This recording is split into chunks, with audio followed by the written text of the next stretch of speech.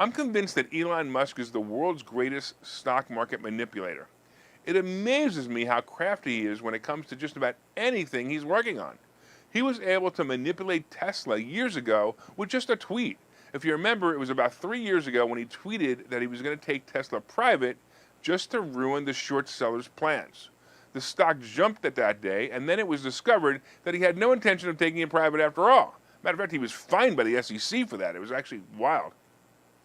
He has also been a manipulator of Dogecoin or Dogecoin, whatever the heck it is, and Ethereum when he said he was going to allow people to buy his car with the cryptocurrencies. And then, of course, it went nuts. Those coins went nuts. And then one day he tweeted something like, he feels that crypto is bad for the environment. He was talking about how much energy it takes to mine it, excuse me, and then he said it was a bad idea to encourage it, so he changed his mind on the crypto idea. Well, crypto crashed that week, and crypto has been down ever since. Now we have Elon wanting to buy his favorite company, Twitter. And look, as a user, he uses this platform to express himself, and as I stated earlier, to manipulate stocks and other investments. As you know, he, like the rest of the free speech world, grew tired of the censorship on the internet and decided to do something about it. So, just like me, I'm shut down all the time on Facebook. I'm in Facebook jail. I haven't been in Twitter jail yet. I'm in YouTube jail all the time. I mean, this is ridiculous. If you just mention the words COVID or VACINE or whatever it is, right? You're going to get thrown off, right? Did I spell that wrong? Yes, I did.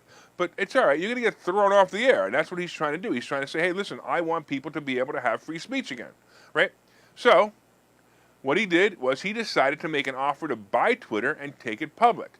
His offer was $54.20 a share. As expected, when he made this offer, the stock jumped right below the offer. It was around $52 a share almost immediately. I remember the calls from students and friends asking me if they should buy it, and my answer was wait till it drops about 10 points. Now, they were like, huh? They said, wait a minute, how could it drop 10 points if his offer is $54.20? Won't it just go up when he buys it? Well, I explained that Elon Musk and his typical MO, and I explained basically what he typically does, and I repeated, just wait for it. Sure enough, it didn't take long. It was about 2-3 weeks. It tumbled to about 40, and now it ranges from $38 to $40 a share, waiting for this deal to happen. Well, of course, it still hasn't happened, and yesterday there was an article released that was titled, check this out, Twitter slips on report that Musk deal is in jeopardy. Twitter slips on report that Musk deal is on jeopardy. For those of you who know, or basically have been following the news for this purchase, just so you don't know, in case you don't know, this is basically what's happened. The board of directors and the shareholders have voted for the sale to Musk at the price he stated of $54.20 a share, making the total purchase price about $42 billion. During the due diligence period of the sale, Musk inquired about fake accounts. The accounts that are set up by companies by electronic means just to troll and comment on posts, right? Many of these are set up automatically by autonomous companies. Even the comments they post are obviously fake, but not obviously enough for the spam filtering bots to find them. So the fake accounts exist. Well, Twitter claimed that there were only about 5% of fake accounts on Twitter, and Musk challenged that number. Actually, he was able to prove that about half of Biden's followers on Twitter are all fake accounts. Amazing, right? Well, even if Musk is buying the company to promote free speech, he's still a businessman, and he's basing the profit that he will make off the company from the user count. In other words, how many people will go on Twitter, scroll down, and actually see ads? He wants to know what the truth is, so he really wants to know what kind of money he's going to make. Well, this discovery happened a few months ago, and so basically, think about this. Why was it in an article yesterday? Well, here's the climax, folks. It's an article that's being used to manipulate Twitter's stock. We just talked about that in the last segment. It happens all the time, that articles are used to manipulate the stock. So the stock dropped last night about 4.5% when the article was released. Now, here's the catch. The article just reiterated the same information. There was nothing new.